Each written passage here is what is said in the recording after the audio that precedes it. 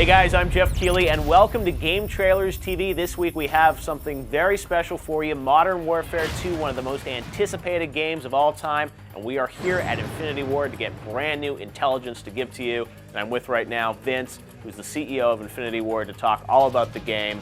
Vince, we've heard a lot about this, we've seen a lot about it.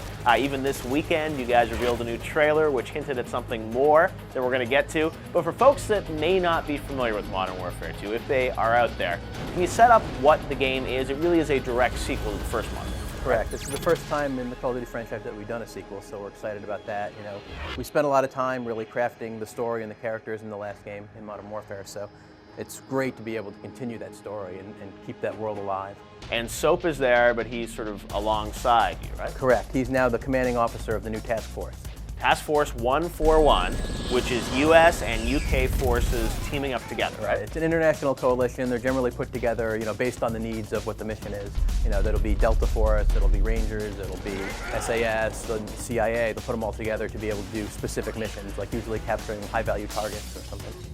Now, who do you play in this game? You play Gary Sanderson, who's a new character, and you work under Soap in the task force. Now, do you play as him for the entire game? You don't. There's actually multiple characters again. We haven't unveiled any of the others yet. So. Now, Price, we saw him at the end of Modern Warfare 1 helping you out. Is he going to make a return appearance in this game? I don't know. We'll have to wait and see.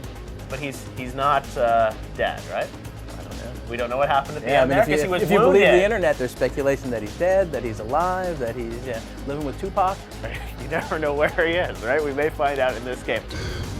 So Vince, a lot of fans are probably wondering how this game starts. I know you guys have talked about there's this training mission, right? Where you're basically going to, get trained in Task Force 141. Yeah, there's. We like to do the training missions just to kind of ramp people up on what's new in the game. So it's all about that rope jumping down in Modern Warfare 1. It was a good moment. See, that was great. How many people have played a training level over and over and over again? That was fun because there was such intensity to it. So is this going to be a better training level? We have some good timed parts to this training run too, so I think people will definitely do that. So the fight is coming to the home front? It is. We don't want to give away too many details. We want to let the story unfold, but yeah, the fight is coming to the homeland. And we know that, from the end of Modern Warfare 1, obviously there was talk about sort of bombing the Eastern Seaboard, so it seemed like it naturally had to come to America. You guys kept that quiet for a long time. Why did you not disclose that until now? Just for maximum impact. Right. We don't want that to be the focus of what the game is. It's not a U.S.-only game. The game is very global. It takes place all over the world. That's just one piece of the game, and we don't want it to be the U.S. soil game. It's not. That's just a part of it. Obviously, we're in Washington, but it could be other places in the U.S. too, right? It's possible. Possible. All right. Do we know who the president is at the time of this game? We don't. Are we going to meet the president? I don't think we are. No president. The president didn't make the cut for this one, right? He gets in the Air Force One and jets to safety. So. Are you going to be defending or fighting against the U.S.? You'll have to play the game. Because it could go either way, I guess. I mean, there's potential to play on the Russian side as well, right? Maybe attack the U.S.? I don't know. You're not ruling that out?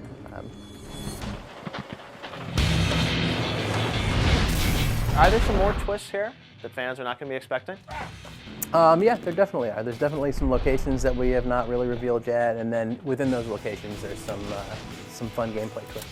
You're also going to get to go underwater in this game, right? Correct. Tell me a bit about that, because I think that's really cool. People got really excited about that. I mean, are you actually in the submarine, or are you swimming, or? It's mostly kind of the opening to the level. There's not a lot of underwater combat or anything, but come on.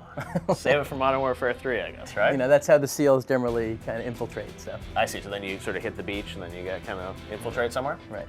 And also Hans Zimmer's doing the music. Tell us a bit about that, because I think as a gamer, it's always been a dream of mine to have Hans Zimmer do a video game score. He's never done it. Somehow you guys convinced him to get on board here. How did that come about? We were kicking around the idea of composers here, and his name comes up obviously, just because of who he is. And we now have a bit of clout, behind the Call of Duty name. So we approached him with that and kind of sold him on the project. And he's very project-driven. He wants something that's new and challenging for him. I mean, he wants to always push himself forward, and so we went down and talked to him, and he's the most amazing person to talk to. He's so down to earth, especially for how successful he is. Well, yeah, and I mean, when you hear the music, you really feel like it is that Hans Zimmer signature music with sort of the pounding, pulsing beats and everything. And it's amazing how it kind of ramps up and scales back down. And now even seeing some levels that I've seen before, but today with the music put in, I mean, it just adds a whole other dimension to the gameplay. It makes a huge difference.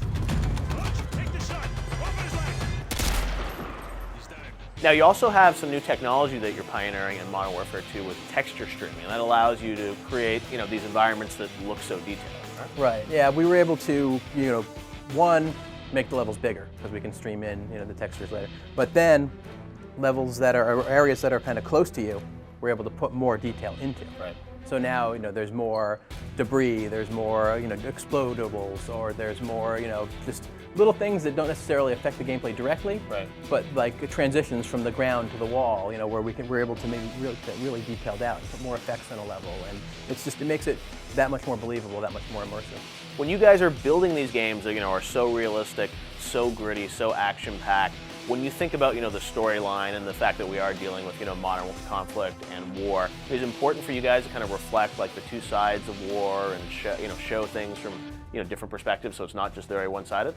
Oh, absolutely, and that's part of the core of the story in this game that you'll see when you play through it. Well, that's important, I think. It's like Absolutely. you want to see, from everyone has a reason for why they're fighting for what they're fighting for, and sort of getting into that. So it sounds like this is going to be a much more emotional game as well. Oh right? yeah. There's definitely some moments in there that make you kind of just sit back for a moment and think.